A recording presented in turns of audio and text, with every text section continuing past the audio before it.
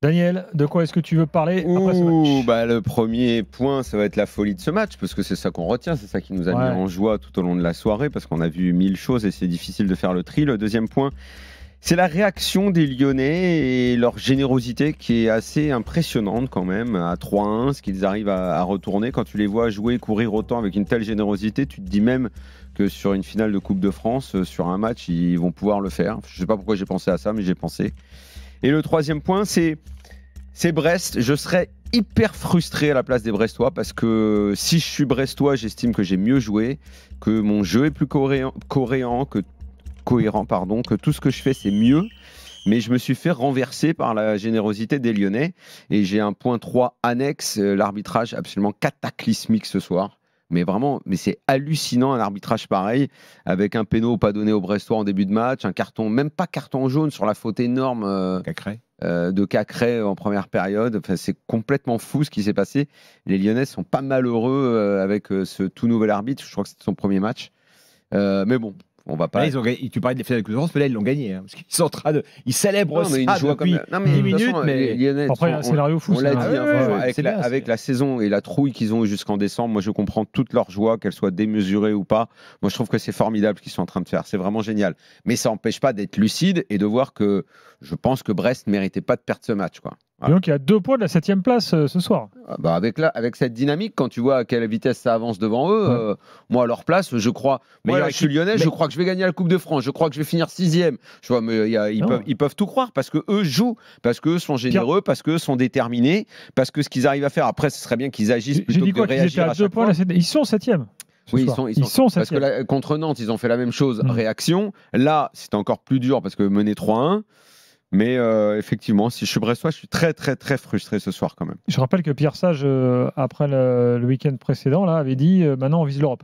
Oui, il a raison. Comment il s'appelle ton nouvel ami arbitre là ce soir là, lui là ? Vernis. Monsieur Vernis. Vernis. Pas Vernis. À ne pas confondre avec Dernis. Comme Dernis, mais avec un V quoi. Oui, tu veux dire qu'il n'est pas Vernis, pas mal. À mon avis, il faudrait qu'il retombe. C'est nous. Lui, il est peut-être Vernis, mais nous, on n'est pas Vernis. Il faut qu'il aille en national pour se faire un peu les dents là, parce que mon Dieu. Attends, t'as pas fait tes 3 points ? Non, mais juste sur l'arbitre, j'espère qu'on va passer la soirée là-dessus, parce que. Mais là, ce qui est incroyable, c'est qu'il y avait 5 matchs de Ligue 1 ce week-end. Et qu'on n'est pas foutu de mettre un arbitre cadre pour quand même une grosse affiche de Ligue 1, le match du dimanche soir. Je pense que cette remarque méritait d'être en ouverture, parce que c'est quand même vrai, quand même. C'est le match premium. Et en plus, attention. Puis c'est un match en jeu fort pour parce qu'il n'y avait pas les gros matchs, il n'y avait pas les grosses équipes ce week-end, quoi. Donc là, c'est quand même une belle affiche Lyon-Brest vu la saison de Brest. Bah non, bah voilà, ils nous mettent un débutant. Peut-être qu'ils ont aussi reposé les arbitres français ce week-end. Je sais pas, peut-être que les Le Texier, les Turpin, Le Texier, il est arbitré en Ligue des Champions. C'est normal que là, pour un match pareil, ils nous mettent un Bambi. Alors que Cherki prend le micro pour s'adresser aux supporters. Tiens, Jean-Louis est là. Est-ce que Cherki va s'excuser pour l'occasion ratée, Jean-Louis ? Ah non, là, il a oublié l'occasion ratée. Là, c'est lui qui lance le champ. À chaque fois qu'il rentre. En ce moment, il est joker, mais quand il rentre, il apporte toujours quelque chose. Il fait la passe sur le but de Tagliafico. Exactement, le but de Tagliafico. Et même sur le but de Lacazette, c'est lui qui est sur le corner. Non, ses entrées sont toujours utiles en ce moment. Enfin, là, c'est incroyable ce qui se passe quand même. C'est comme s'ils venaient de gagner un titre, les Lyonnais. Ça fait 10 minutes, ils ont enchaîné, ils ont fait la tribune des Lions 1950. Là, ils sont de l'autre côté vers les Bas-de-Gaune. Et quand on se dit, on a passé de la soirée à se dire ça, mais qu'il y a 7 mois, il y avait la défaite contre Clermont. Ils avaient 7 points, ils étaient derniers. Et là, de voir cette fin de saison, c'est quand même incroyable. Ils profitent d'une Ligue 1 qui n'avance pas, avec des équipes, avec aucune équipe qui a 2 points par match de moyenne, à part Paris. Donc voilà, tu profites de tout ça.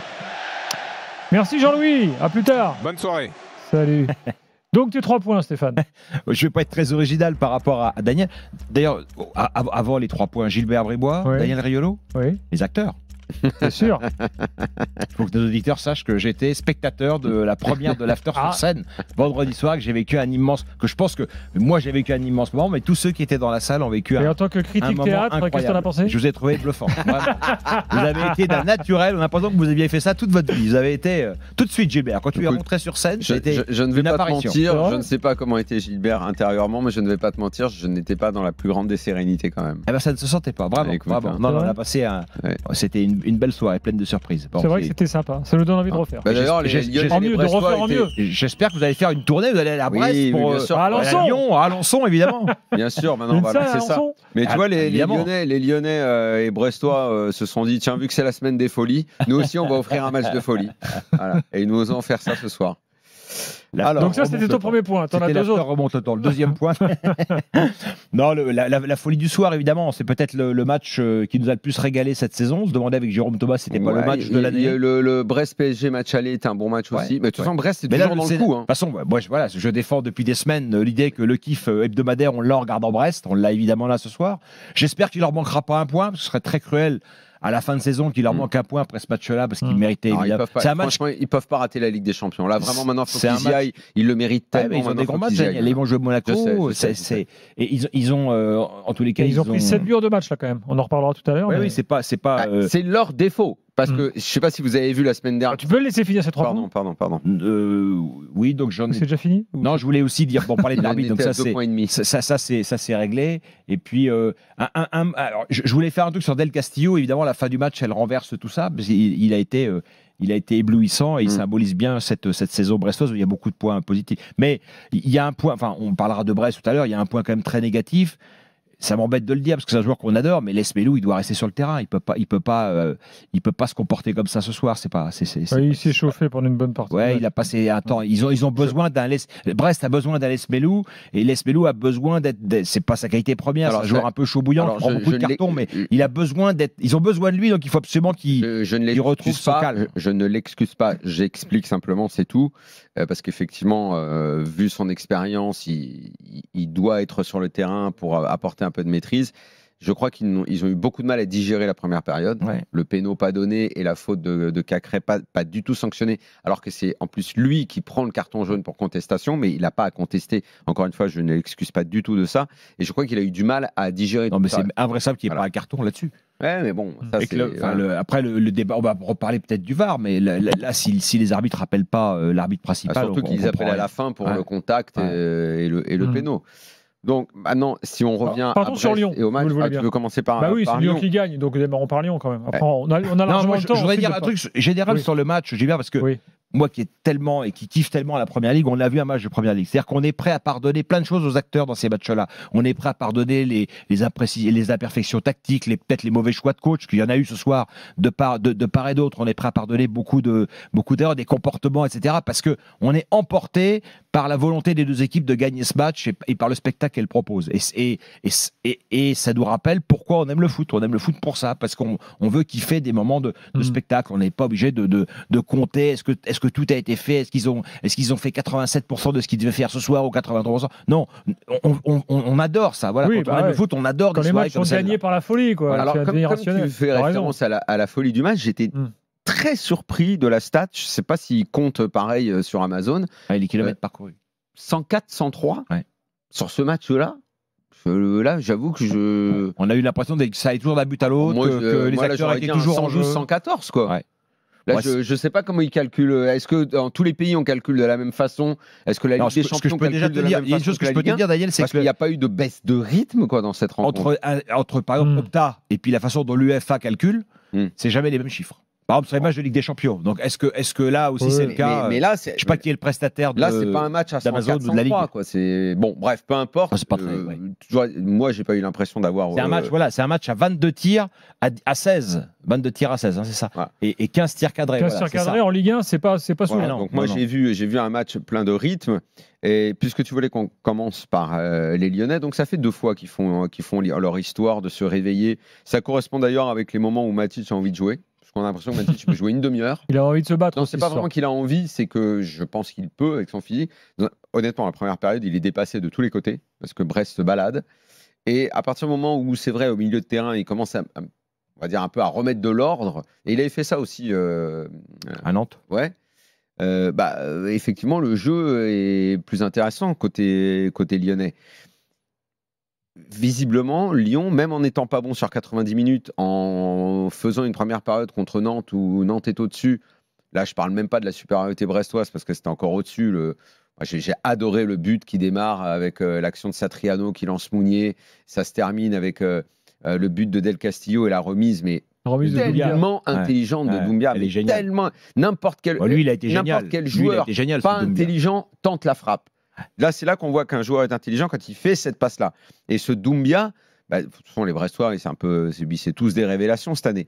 Mais lui, vraiment, ce petit numéro 10, je le trouve vraiment très intéressant.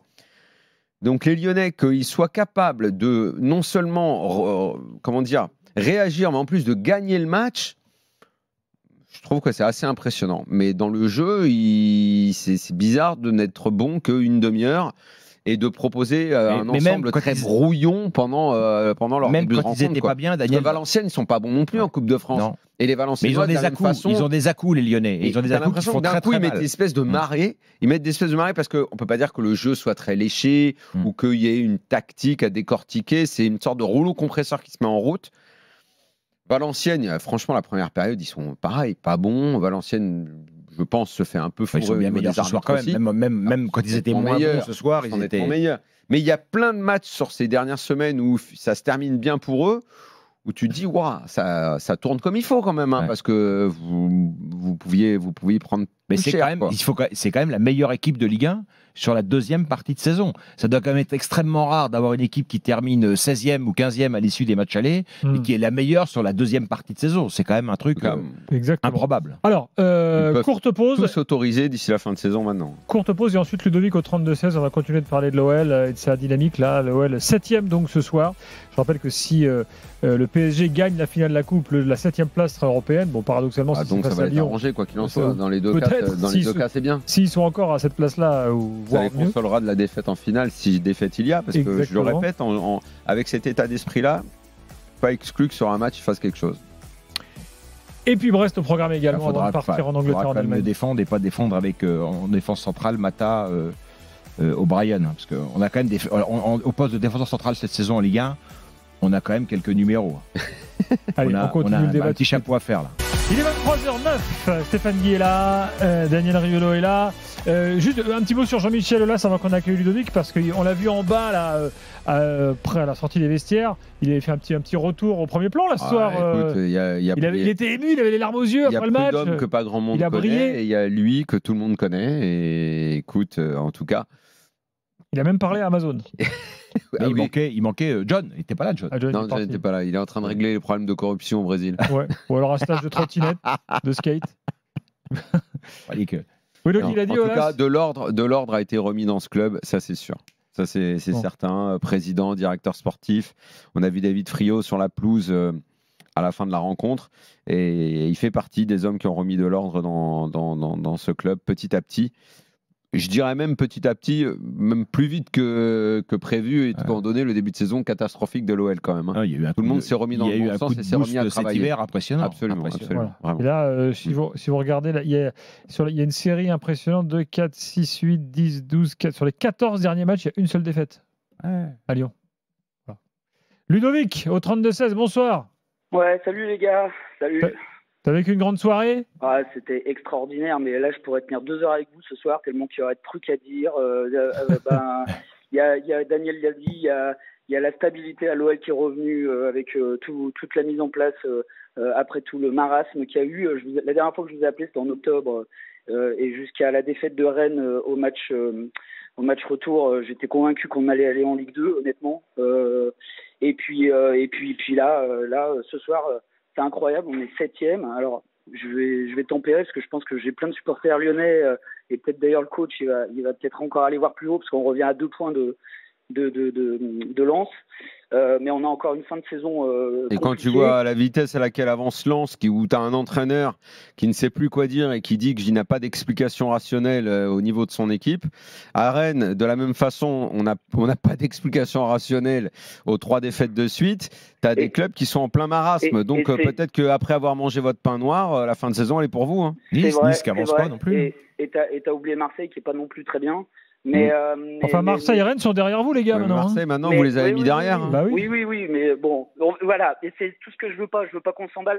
Je veux qu'on profite parce qu'on était dans le trou. Mais j'ai l'impression que l'emballement va bien à Lyon en ce moment. C'est ça le truc. J'ai l'impression que plus ils disent, plus Pierre Serge dit maintenant il faut qu'on vise en haut, plus le club a l'air de se mettre dans cette folie, de croire que tout est possible, mieux c'est pour vous. Donc il faut peut-être se laisser aller à cet enthousiasme généralisé. Daniel, tu as raison, parce que sur le match de ce soir, on n'est vraiment pas bon. On est archi dominé par une très bonne équipe brestoise qui, techniquement, était très forte, était au-dessus de nous. Simplement, à 3-1, ils ont perdu pied parce que t'as tout dit. Il y a eu un moment, cette espèce de dinguerie, et juste avant que Alexandre Lacazette marque, je dis allez, je crois qu'on a un corner à ce moment-là. Je dis allez, si on marque maintenant, ça peut partir dans tous les sens. Alors écoute, moi je vais te dire à 3-1, moi j'ai juste repensé à la semaine dernière. Et je me suis dit, Brest, la semaine dernière, ils étaient en train de d'écrabouiller Metz, tellement ça jouait bien, tellement les passes étaient propres.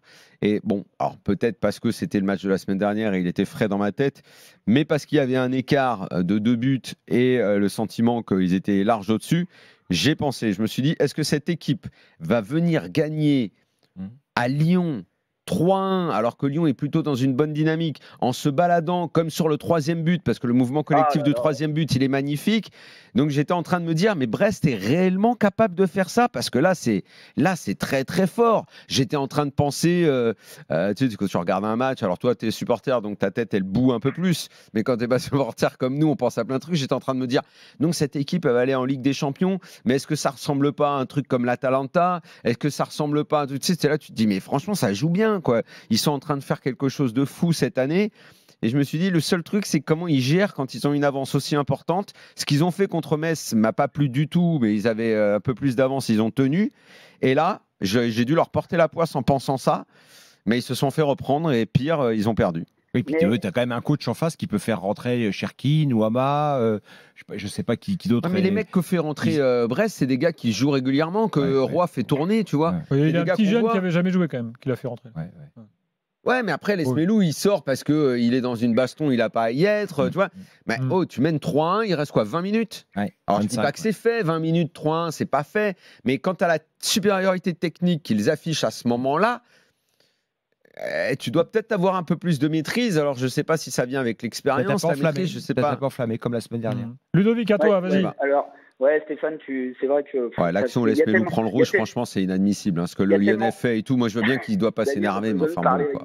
Pardon, excuse-moi, parce que je revois les images, c'est pour ça. Excuse-moi, je revois les images. Le carton rouge pour l'Esmelou, il est ouf. C'est un jaune, c'est un jaune. Mais c'est le deuxième jaune. C'est un deuxième jaune. Donc, non, franchement, c'est terrible. Et alors Stéphane, ça faisait partie des multiples points que je voulais parler, j'ai failli oublier parce que Dieu sait que je le crépis souvent. C'est l'entrée de Ryan Cherki. Je pense que là, Pierre Sage, ça y est, a peut-être enfin eu les bons mots, lui explique les bonnes choses. Il l'a mis dans un moment où il le titularise plus. Il le prend en joker. Et ça marche parce qu'il joue simple. Il a joué. C'est vrai. Il joue simple, il joue juste. Et ce soir, comme à Toulouse, ça a été le détonateur. Alors. Il y a dans un autre contexte l'occasion qu'il rate à 3-3, je pense que je l'aurais maudit, je l'aurais insulté. Mais là en fait, le match est tellement dingue et je pense qu'en fait à vitesse réelle la balle arrive tellement vite que c'est compliqué pour qu'il la remette dans la cage. Mais voilà, il est dans le bon truc et voilà, et j'espère et je lui souhaite ça y est, il a mis le bon mood. Et il a 20 ans, on rappelle juste qu'il a 20 ans. Mais il faut quand même rappeler qu'il a 20 ans. Non, Stéphane, j'en ai marre, t'excuses. Oui, je sais bien, mais t'en as marre, mais il a 20 ans. Ça, c'est pas un commentaire, c'est un fait. T'as raison, mais 20 ans, ça va dans ce cas-là, ça va dans un sens et dans l'autre. Donc ça veut dire qu'il ne faudrait pas, parce qu'il a 20 ans, l'encenser comme il a été, avec des demandes de transfert, avec des je vais totalement aller au PSG, Daniel, totalement et je vais me maquer avec Georges Mendes et je vais prendre un. Et puis de l'autre côté, j'ai 20 ans, donc on peut comprendre que parfois ma tête vrille un peu. Ça doit aller dans les deux sens. Oui, mais bon, c'est le football circus, ça, Daniel. Oui, mais voilà. Il le subit autant qu'il le vit. Ce que je préfère au final, c'est le Cherki qu'on voit en ce moment, qui quand il rentre, là, oui, tu as le sentiment qu'il peut faire basculer un match, que son talent est utilisé à bon escient. Je préfère ce Cherki-là comme ça. Là, ça m'intéresse. Et 20 ans pour 20 ans, on va en parler dans un instant. Tout le monde n'est pas... Mbappé. Non, mais n'est pas comment dire, mature au même moment, tu vois, évidemment. Bien sûr. Mais cet après-midi, j'ai encore vu, parce que chaque semaine, c'est hallucinant, mais Florian Wirtz, du Bayern Leverkusen. C'est un génie. Oui, mais lui c'est un génie du foot. Oui, il est peut-être. C'est la catégorie Mbappé. Il est peut-être au-dessus. Ça, on en parlera avec Polo tout à l'heure. Il est clairement au-dessus. Mais il est impressionnant. Bon, Ludovic, tout à l'heure, on va faire une évaluation, mais sur le match, sur la dynamique du moment, tu as la parole, vas-y. Tu sais que tu es à 2 points. T'es quand même, je regardais là, à l'instant, tu es à 2 points de Lens qui t'a mis 3-0. C'est-à-dire que si Lens n'avait pas gagné à Gerland au Groupama, 3-0, Lyon serait à hauteur de. Incroyable. Mais là, c'est incroyable de se dire ça. Là, tu es en train de nous faire un Rudy Garcia. Là. Ouais, c'est ça, ouais. S'ils avaient mis un but de moins ce soir, il y aurait eu match nul. Non, mais c'est vrai que c'est fou de se dire que ce Lyon-là regarde la 5e place. Parce qu'en fait, le soir contre Lens, ils n'ont rien à regretter, ils se sont fait manger. Ah, ils se sont fait tuer. En revanche, si tu me sors un match où ils auraient dû gagner. C'est vrai. Mais on s'est un peu fait manger quand même ce soir, Daniel. Oui, mais le problème, c'est que c'est des moments. À des moments, c'est vrai, on a le sentiment, mais c'est ça qu'on appelle une réaction, c'est que à partir du 3-1, il se passe un truc, il y a comme un électrochoc. Tu as quand même toujours été dans le coup. Le deuxième but de Lacazette, il intervient assez vite après le troisième but brestois. Donc t'es jamais, t'es dans le dur. C'est début de la deuxième mi-temps jusqu'au 3-1. Là, vraiment, ils ont beaucoup de mal. Il faut une bonne entame, les Lyonnais, de deuxième mi-temps. Ah, mais dans le jeu, ils ont vraiment du mal. Ludovic, un dernier truc à rajouter ? Oui, je vous dis, j'aurais pu rester 2 heures avec vous, mais je vais laisser passer les autres. Alors c'était aussi le dernier truc, c'est que ce soir, alors tu parlais du 4-3 de Brest la semaine dernière contre Metz, je pense que le 4-3 ce soir, il va aussi dans le contexte du Groupama, où ce soir, honnêtement, il y a quelques années, on aurait dit l'OL, un 20h45, un dimanche soir, reçoit le deuxième, 3 points de suspension, Brest. On n'y aurait pas cru. Et je pense que ce soir, il y a 50 000 personnes qui sont non pas venues voir le deuxième du championnat, mais qui sont vraiment venues voir l'OL. Et il y a vraiment une super dynamique qui est revenue au sein du club. Si vous sentiez la bouffée d'oxygène qu'on a, parce qu'on a vraiment eu un début d'année, un début de saison hyper compliqué. Et là, on a encore Monaco. Il vous reste quoi ? Il reste 6 matchs de championnat et la finale ? 5. Ouais, mais bon. Là, t'as Paris, Lille, Monaco. Combien reste de matchs ? 5. On va à Paris, on va à Lille, on reçoit Monaco. Bon, après, on a Strasbourg et Clermont, ou Clermont et Strasbourg. Mais en tout cas, jusqu'à la finale de la Coupe de France. J'ai l'impression qu'il a un peu méprisé Strasbourg, Gilbert. Je ne sais pas si tu avais fait laisser passer comme ça. Vu ce qu'on a fait contre Reims. Non, mais j'aime bien aller à la Méno, Gilbert. Mais, raison, elle est toujours bien reçue. Mais donc, du coup, il y a une super dynamique qui se fait jusqu'à la finale de la Coupe de France, où là, je pense que ça sera le point d'orgue.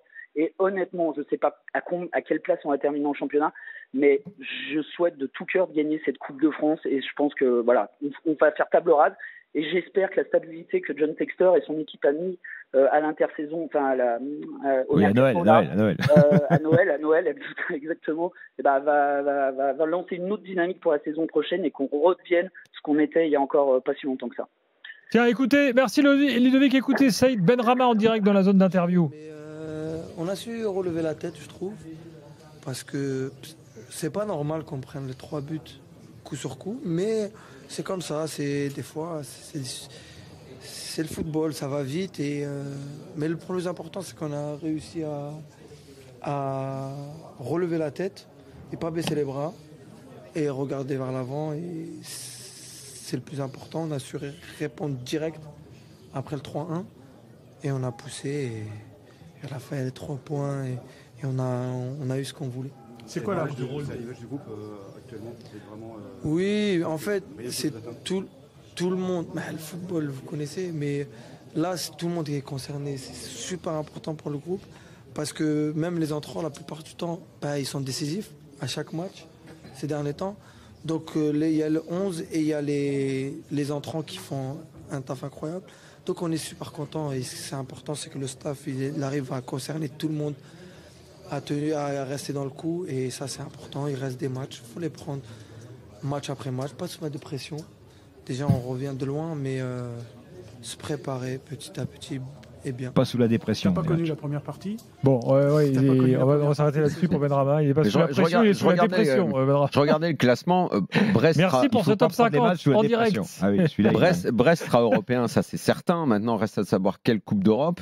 Pour la Ligue des Champions, il peut tout se passer pour eux parce que, mine de rien, alors c'est vrai que Monaco et Lille vont se jouer, mais ce sont 2 équipes qui sont tout près maintenant. Donc ils peuvent très bien faire 2 comme 4. Là, ce trio-là, alors Brest, s'ils avaient gagné ce soir, je pense que c'était... Ils reçoivent Monaco dimanche prochain à 13h. Voilà.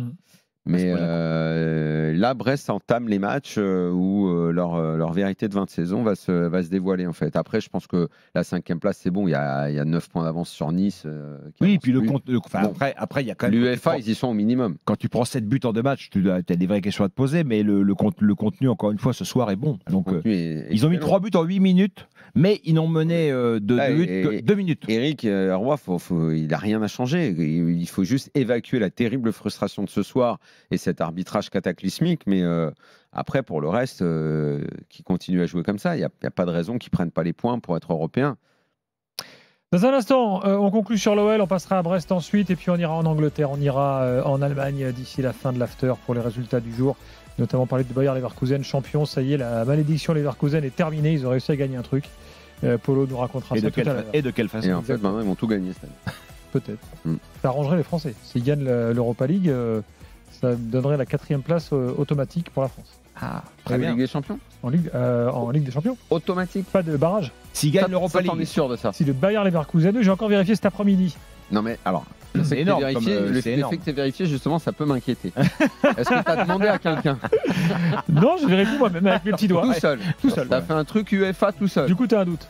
Oui, j'ai un doute. Si tu l'as fait tout seul, j'ai un doute. Bon, bah, doutons. UEFA, les poules, les calculs, le passé ne plaide pas en ta faveur. Quel duo. Non, ça, je peux pas. Bientôt en spectacle à Alençon. Bientôt dans votre ville. Si quelqu'un peut me le vérifier, je veux bien. Ah, mais attends, moi, je suis très humble. Est-ce que donc si sur l'UEFA, si on m'apporte 30 vérifications différentes qui disent aussi la même chose, que si les Leverkusen gagnent l'Europa League, le 4e français sera directement en Ligue des Champions. On peut pas juste demander à Jérôme sans barrage. On peut pas juste. Laisse tomber, regarde le Masters de golf là, il avait pas le temps.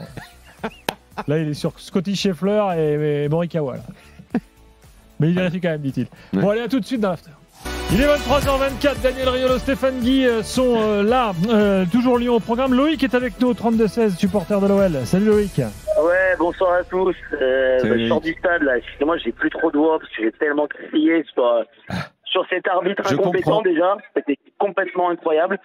J'ai l'impression qu'il arbitrait le premier match de sa vie. Enfin bref, c'est pas grave. C'était le cas. Hein. Non, ouais. mais blague à part, c'est le premier grand match qu'il arbitre, ce jeune. Mais tu mets pas pour un prime, désolé, pour un prime comme ça, un arbitre. C'est normal. Les supporters sont en fusion là. On est comme des fous. C'est un scénario incroyable. Il y a pénalty vraiment sur la casette d'après toi ou pas? Alors, moi, j'ai pas revu les images honnêtement, mais j'ai vu. En fait, il y a un truc qui est pas trompeur dans l'histoire. Je sais pas où est-ce qu'il tape. S'il tape la tête, le torse, le ventre ou quoi. La poitrine. Et le genou dans la poitrine. Et en fait, on voit vraiment. C'est un geste qu'on peut pas simuler. C'est-à-dire qu'on voit la tête de la casette partir en arrière et les jambes monter en l'air. Non, mais moi, j'ai absolument aucune retenue là-dessus à dire. Franchement, qu'il y ait pénalty là-dessus, il y a absolument rien de scandaleux, vraiment. Ouais, bien sûr. Non, mais je blague. Il y a évidemment pour moi, il y a évidemment pénalty. Par contre, il y a peut-être aussi pénalty du second degré. Rien à dire là-dessus. Bien sûr. Après, la question qui se pose quand même, là, ce qu'on débattait un peu entre supporters dans la file du tram, c'est quand même la double sanction. Ok, on sait que c'est pas autorisé. Mais bon, le petit carton rouge quand même, c'est quand même un contact violent. La casette qui reste au moins 10 minutes au sol. Ouais, mais ça t'aurait rien apporté à cette minute du match, on s'en fout. Ça apporte rien, mais enfin... toi, tu veux le beurre et l'argent du beurre? Non, je m'en fous. C'est vrai que ça n'apporte rien à moi en tant que supporter lyonnais, mais on est sur un acte dangereux quand même, je veux dire. Voilà, il y a un moment, il faut quand même respecter le truc. Bref. Je sais pas, parce que tu sais, après, les gardiens, ils apprennent à sortir avec le genou en avant. Rappelez-vous d'Ulrich Ramé. Lui, il sortait, il avait le genou là, perpendiculaire du corps. Là. Le spécialiste, c'était Barthez. Hein. Barthez, bon. Oui, bon, bref. En tout cas. Barthez en finale de Coupe du Monde, il retourne Ronaldo, il n'y a rien. Selon les Français. Encore plus à cette époque-là. Selon les Français. Les Brésiliens, ils pensaient peut-être qu'il y avait péno. Ah oui, selon les Français, il n'y a rien. Oui, pardon, je n'ai pas compris. Oui. Alors, en tout cas, voilà, ce que je voulais dire, c'est qu'on avait un club, en tout cas, qui je trouve magnifique. Daniel, je voulais parler avec toi ce soir du baromètre Ipsos, parce qu'on arrive quand même sur la fin de la saison. Là. Ah, là, vous avez commencé à avoir une place dans le top 5. Hein. On est d'accord. Finale de Coupe de France, on fait une remontada incroyable, jamais vue. Oui. Je pense que là, et puis quand tu vois le stade qui est chaud, parce que mine de rien, on est sur un Lyon-Brest. 53 000 personnes. Franchement, il y avait une ambiance de fou ce soir. C'est rare qu'il y ait une ambiance comme ça à Lyon. Il y avait une ambiance incroyable ce soir. C'est rare. Je t'invite au Groupama Stadium, Daniel, avec grand plaisir quand tu veux. Je te paye tes places. Je pense que je rate pas beaucoup de matchs de l'OL. Il y a rarement ce soir. En même temps, c'est normal. L'événement, quand un événement est porteur et que le scénario d'un match est aussi fou, il manquerait plus que le stade soit pas en fusion. 54 000 quand même. Ah oui, voilà. Non, mais là, il y a une vraie dynamique. Le club est reparti, vraiment. Le club est vraiment reparti. Alors, il faut quand même noter, et ça, je tiens vraiment à le dire parce que c'est très important, les supporters qui sont les vrais supporters, les Bad Guns, les Lyon Bira Sud, n'ont jamais lâché l'équipe. Hein. Il y a eu des moments de bout dans l'action. L'équipe. Ils ont toujours tenté, ils ont toujours été présents, ils ont toujours été là, et ça c'est le plus important. Le stade n'était pas autant rempli, mais les supporters, les vrais, les patrons, ils étaient toujours là. L'homme du match pour toi, Loïc? Le final? L'homme du match. Ah, l'homme du match. J'aurais eu tendance à dire Tagliafico parce que je l'ai trouvé monstrueux sur des retours. Le tacle qu'il fait dans la surface adverse pour récupérer la balle derrière. C'est quelque chose qui a été incroyable. Ouais, mais l'homme du match chez vous, c'est. Enfin, d'abord, tu as eu dans un premier temps Lopez qui a sorti quand même beaucoup de ballons chauds. Et l'homme du match, c'est toujours pareil. Pour la Casette. C'est toujours la Casette. Ah, oui. La Casette, c'est lui qui vous relance.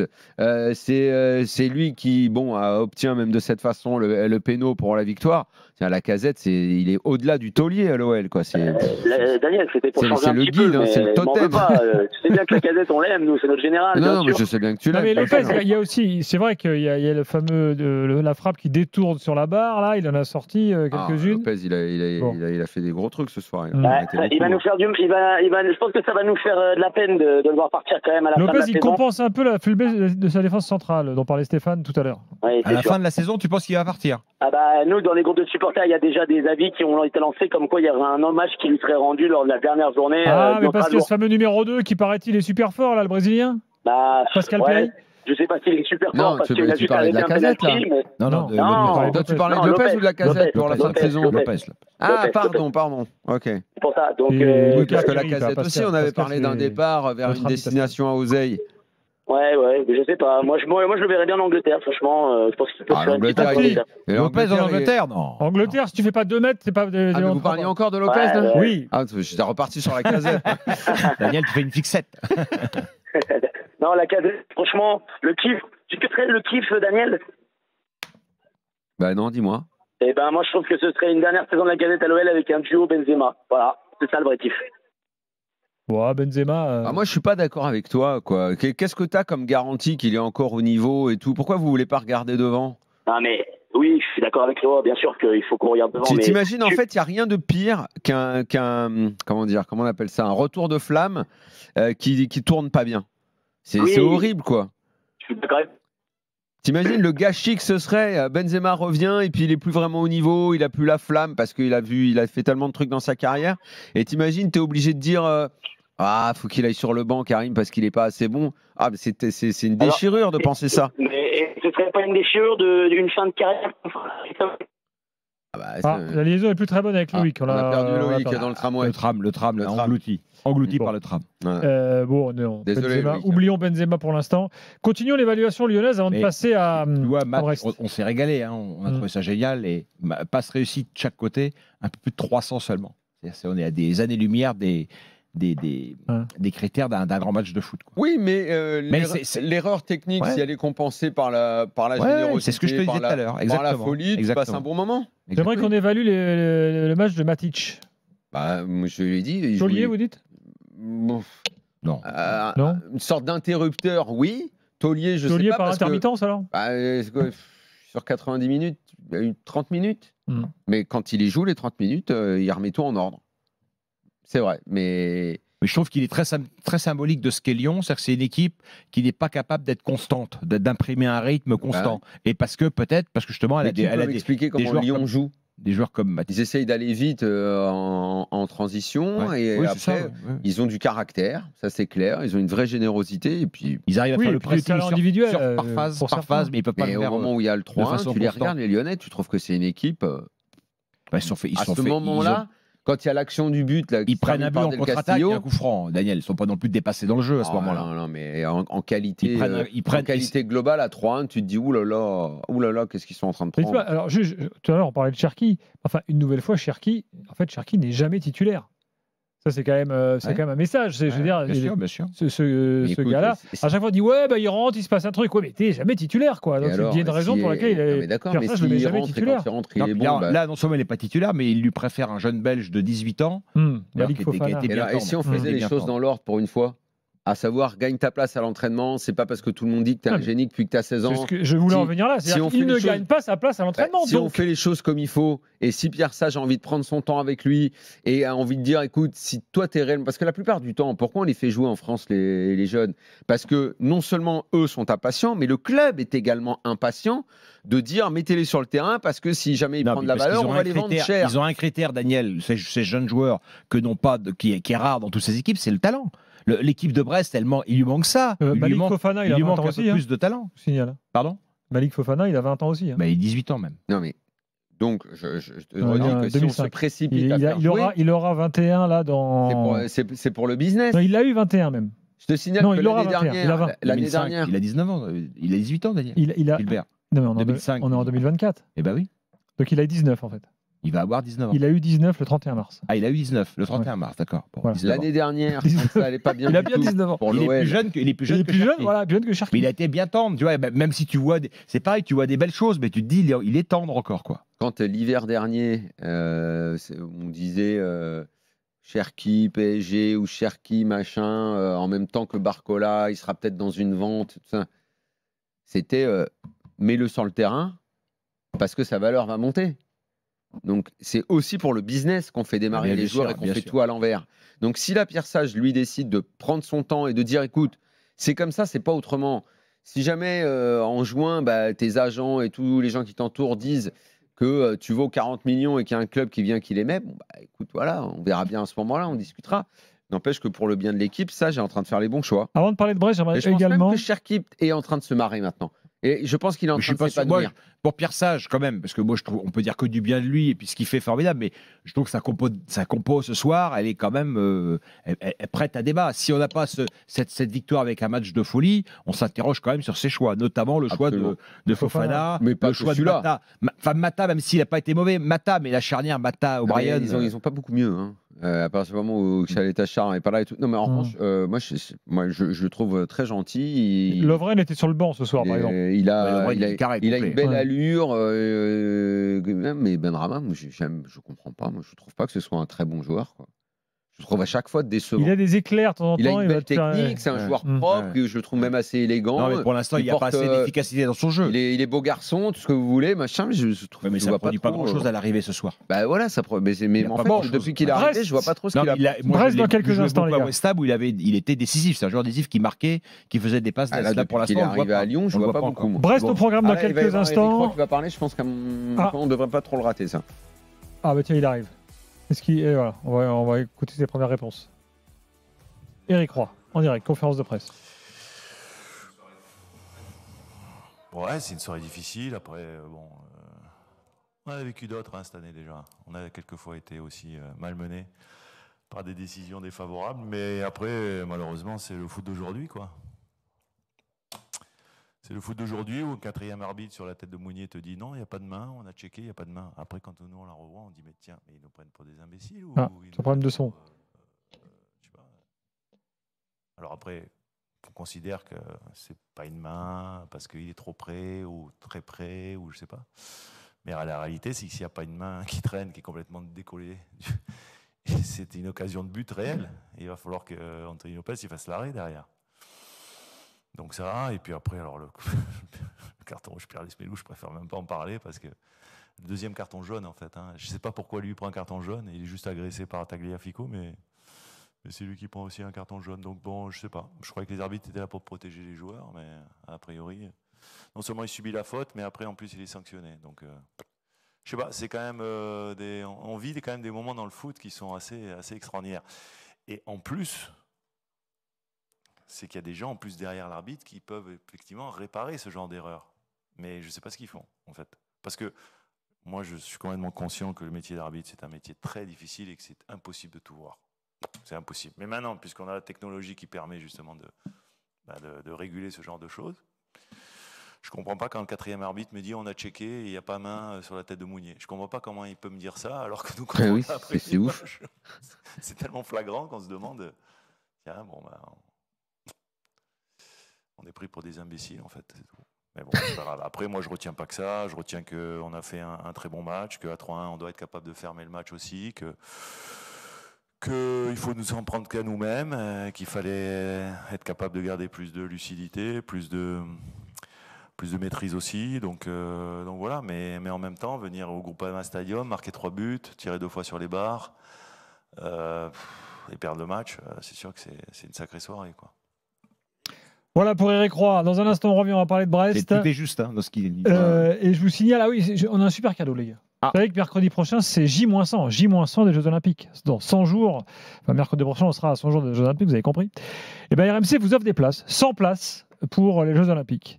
Dans chaque émission, là, depuis ce week-end, on vous offre des places pour assister à des épreuves. Alors, il y a du judo, du tennis de table, de l'athlé, de la natation, la cérémonie d'ouverture également. Pour participer, vous envoyez Paris 2024, tout attaché par SMS au 732-16. Paris 2024 par SMS au 732-16. Il y aura un tirage au sort et on aura un gagnant tout à l'heure. Avant minuit. Donc vous avez là quelques minutes pour participer. Nous on se retrouve dans quelques secondes avec Brest au programme dans l'after. À tout de suite. 23h42, Stéphane Guy, Daniel Riolo sont là. J'aimerais quand même qu'on parle un peu plus dans le détail de Brest, qui d'ailleurs a toujours un matelas au niveau classement. Faut le préciser. C'est la défaite pour eux. Le matelas par rapport à qui le matelas? Par rapport au 4e, le matelas. Ils ont 50, par rapport au 5e, ils ont 53 points, les Brestois. Déjà, ils sont 2e. Monaco n'a pas joué, mais Monaco n'est pas garanti de gagner son match non plus. L'Europe, c'est acquis. Mais la Ligue des Champions, c'est pas fait. C'est pas fait. Mais enfin, ils ont, sur la 5e place, ils ont 9 points d'avance. Sur la 5e place. C'est bon, je sais compter, je te l'ai dit tout à l'heure. Tu devais parler avec Jérôme, mais tu m'as pas entendu. Et n'oublie pas que le match en retard de Monaco-Lille, c'est Monaco-Lille. Donc de toute façon, voilà. Merci Stéphane. Tu veux dire qu'ils vont se neutraliser? Je ne sais pas ce qui va advenir, mais Brest, de toute façon, Monaco gagne, Monaco passe devant. On va pas perdre sur les deux tableaux. Non, ce qu'on est depuis le début, c'est les 7 buts encaisseurs de match. Là, Eric Roy, ça ne doit pas trop lui plaire quand même. Bien sûr, bien sûr. Mais oui. Mais c'est vrai que c'était quand même l'une des particularités. Moi, je ne sais pas si c'est les buts en eux-mêmes qui vont pas lui plaire ou le fait que son équipe totalement en maîtrise, enfin pas en maîtrise justement, en domination dans le match et avec 2 buts d'avance, n'est pas capable d'être assez lucide pour garder cet avantage. Parce que là, ils ont pris 3 buts en 20 minutes. Bon, c'est vrai qu'il y a eu les arrêts de jeu, donc ça fait un peu plus. Mais Metz, quand même pas, tu vois, qui ne joue offensivement qu'avec un seul joueur, quand même. Ouais, mais Metz, ils sont quand même revenus à un but la semaine dernière. Tu vois, ils viennent de mettre 3 buts à Brest et de battre Lens. Donc Metz, sauf que la semaine dernière à Brest, c'est pas parce que c'est Metz qui ils ont lâché l'affaire. C'est parce que Brest lâche à un moment n'est pas aussi fort qu'ils peuvent l'être à d'autres moments du match. Et ça, c'est un défaut qui ne doit pas plaire à un entraîneur. Tiens, je salue Max qui est conducteur du tram à Lyon, qui est en train de ramener les supporters avec l'after dans le tram. Donc pour ceux qui nous écoutent dans le tram à Lyon, on les salue. Ils doivent tellement faire la fête qu'ils n'entendent rien, les supporters dans le tram. Je ne sais pas s'il a mis la radio très fort dans le tram. Voilà. Bon, Les Melou. Alors, vous avez entendu Roy énervé. Je sais pas, l'altercation, deuxième jaune. Non, mais sur les faits, il a raison avec le Roi. Mais le deuxième jaune, mais vous l'avez vu? Oui, j'ai vu. Il prend un tacle. Mais en fait, il se relève Mais non, il se relève pas. Mais non, il se relève pas. Si, il se relève. Si. Non, c'est le joueur qui le relève. Oui, mais c'est pas la même chose. Ça veut dire qu'il surréagit parce que l'autre le relève. Et c'est pas la même chose. Je me relève et je vais pour la confrontation. Non, et c'est un joueur le joueur le décolle du sol. Le joueur le décolle du sol. Il le chauffe à mort. Donc l'autre, il se relève. Il dit putain, mais lâche-moi, je suis par terre. Donc et en plus, il a pas une réaction qui est hyper négative, genre à vouloir lui en mettre une ou à le pousser. Genre, il se relève parce que l'autre le lève du sol. Et il prend le jaune. C'est totalement hallucinant qu'il prenne carton jaune là-dessus. Bon, tu voulais parler de Del Castillo. Non, mais là où les Brestois ce soir, Del Castillo, c'est les tauliers. Les Brestois ce soir. Magnetti fait une super saison. Magnetti, très bon, mais ils sont bons à tous les postes. Non, mais Del Castillo, ça a été pendant 1h10 le meilleur joueur sur le terrain. Après, évidemment, à la fin, on voit plus trop qu'il est là, mais il a été exceptionnel. Exactement. Exceptionnel. Non, mais vrai, c'est le meilleur Brestois. C'est simple, c'est propre, ça joue en mouvement. Les sorties de balles sont osées. Tu les regardes, tu dis, mais attends, ces mecs-là, on les connaît. Il leur manque sur les postes d'attaquants purs des joueurs un peu plus. Mais c'est le budget de Brest qui les rattrape. On parle de Brest. Mais quand tu vois Mounier jouer, tu dis, bah écoute, Mounier, ok, bah t'es là, tu fais l'affaire, mon vieux. Oui, tu fais l'affaire. Un sacré anneau, c'est. On le dit souvent, mais le Doiron n'a pas les pieds carrés. C'est clair, tu as un 4-2-3-1, il y a du mouvement tout le temps, il y a un bon pressing, un pressing qui est bien coordonné, dans des zones du terrain bien déterminées. Enfin, franchement, c'est hyper cohérent. Moi, je trouve que c'est une régalade de voir cette équipe. On a le même plaisir avec Lille, c'est la plus belle équipe de cette Ligue. L'année dernière, c'est pas près les mêmes principes de jeu. En termes de jeu, Brest joue mieux que Lens l'année dernière. Lens, c'était un rouleau compresseur. C'est pas pareil, c'était du pressing et ça avançait, mais techniquement, c'est pas ouf. Ouais. Là, techniquement, il y a des mouvements de grande classe. Ah si. Les remises, les transversales, les sorties de balles. Techniquement, c'est quand même, c'est pas le top, c'est pas une équipe de top niveau techniquement. Elle est Lens, c'est une équipe collectivement. C'est une équipe qui court beaucoup, qui presse, qui avance, qui pas pareil. Faire du pressing et faire un rouleau compresseur, c'est pas la même chose que les redoublements de passes, le mouvement, les transversales, les changements de côté. Ils le font, Daniel, mais c'est pas ce qui caractérise quand même l'équipe de Brest. Tiens, on a Franck qui est brestois. Franck, supporter de Brest au 32-16. Salut Franck. Pour moi, avec lui, c'est l'équipe qui joue la mieux au foot. Est-ce que tu es contrarié vraiment par le scénario du soir? Évidemment qu'il est contrarié. Non, mais je veux dire. Bien évidemment, j'ai l'impression de voir un match de Champions League, de voir City Real, avec le scénario, avec les buts spectaculaires. C'est vrai. Mais ouais, l'arbitrage, il était français pour City Real, il était très bon, faut le reconnaître. Quand il est bon, François Le Texier, mais ce soir, il était catastrophique et c'est synonyme de la faiblesse de la Ligue 1. Souvent, j'ai entendu sur cette antenne dire que Brest deuxième, c'était synonyme d'une faiblesse de la Ligue 1. Pour moi, c'est l'arbitrage qui représente ça aujourd'hui en France. T'as pas dit moi j'ai jamais dit ça, par exemple. Mais je pense pas Daniel, j'ai pas entendu Daniel non plus. Moi je l'ai dit. Moi je le dis, mais en fait, il faut comprendre ce que ça veut dire. C'est que dans une Ligue 1 qui serait très forte, Brest nous régalerait de la même façon, comme j'en sais rien moi, Bologne en Italie. Ou comme à une époque, d'ailleurs encore cette année, l'Atalanta par exemple, mais il ne serait pas deuxième, parce que deuxième, tu aurais un OL fort, un OM fort, que ce serait mieux pour les affaires de la Ligue 1 en règle générale, et Brest serait une équipe qui plairait à tout le monde, et qui serait quatrième, cinquième, parce que tu sais, moi je vous le souhaite d'aller en Ligue des Champions, juste pour le kiff de le voir, vraiment, mais ça fait tellement de mal dans la gestion des clubs, c'est tellement difficile à appréhender, que souvent ça fait du mal aussi. Donc, il va falloir... Il y a un critère purement mathématique, Franck, c'est que là, tu as un deuxième de Ligue 1 aujourd'hui qui est à moins de 2 points par match, pour un chouille après, hein, mais l'année dernière, ce soir, on aurait pu en prendre 3. Hein, c'est vrai. Ouais, bien sûr, t'as raison. Peut-être pas 3, mais quand même. On s'est fait voler plusieurs fois dans la saison, donc ça biaise un peu les chiffres. Après, je jubile quand même d'entendre Daniel être dithyrambique à notre égard, parce qu'il a mis un petit peu de temps par rapport à ça. Et il a loupé beaucoup de beaux matchs de Brest depuis le mois d'aut, septembre. C'est dommage, tu te serais régalé depuis longtemps, Daniel. Mais, non, t'inquiète pas, j'avais vu pareil. Non, mais attends, moi, j'ai jamais pas. L'idée que peut-être je t'ai semblé rabat-joie, c'était parce qu'on arrivait à parler de cette histoire de pour la Ligue 1. En fait, moi, ce qui me désole toujours, c'est de voir nos gros en kata. Mais la saison que vous faites, tu sais, moi, tu sais qu'Eric, votre entraîneur, c'est quelqu'un que je connais bien, avec qui j'ai échangé assez vite sur les qualités de l'effectif. Hein. Est-ce qu'on n'est pas un exemple pour les gros dans la gestion, dans le management, dans la préparation physique ? Mais bien sûr, Greg Lorenzi, on en a combien de fois j'en ai parlé pour dire à quel point il travaille bien, combien de fois il faut que tu sois totalement de bonne foi. La qualité du travail brestois entre votre directeur sportif et votre entraîneur, j'en ai parlé dès le mois de septembre. Hein. Franck, en tout cas... Maintenant, c'est décorrélé du raisonnement. Est-ce que c'est bien pour la Ligue 1 ou pas? Une nouvelle fois, limite, toi, tu t'en fous et tu as bien raison de t'en foutre de ça. C'est pas une remarque pour toi, en fait. Tu comprends? Faut pas que tu la prennes. Elle te vise pas toi. Toi, tu dois kiffer et être heureux que ton équipe soit deuxième. Pour notre Ligue 1, après, c'est toujours pareil, quoi. Moi, je te le souhaite d'aller en Ligue des Champions. Après, c'est pas pour ce que font les clubs français. Et juste pour parler du match de ce soir. Vas-y, pour conclure, oui, Franck. Pour conclure, juste sur un élément, j'ai l'impression qu'en ce moment, on est meilleur en 4-2-3-1 avec 2 pivots et Doumbia en meneur de jeu. Je trouve que c'est le joueur top du moment. Il a fait du bien quand il est rentré contre Lorient et quand il est sorti contre Metz, ça s'est déréglé. Ce soir, il sort, ça se dérègle encore. Je trouve que c'est le joueur plus actuellement. C'est magnifique ce qu'il fait sur le 3e but. Et voilà, je voulais parler de Doumbia. Et juste un petit salut pour terminer. Numéro 10, hein. Ouais, et un petit salut juste pour terminer, si je peux me permettre, à Aline, ma voisine de stade, et à Isabelle, sa copine, qui est partie trop tôt. Voilà, je voulais lui faire une petite dédicace. On dit à Aline qu'elle revienne surtout. Hein. Ouais. Je fais un gros bisou dans ces écoles. Voilà. Salut Franck.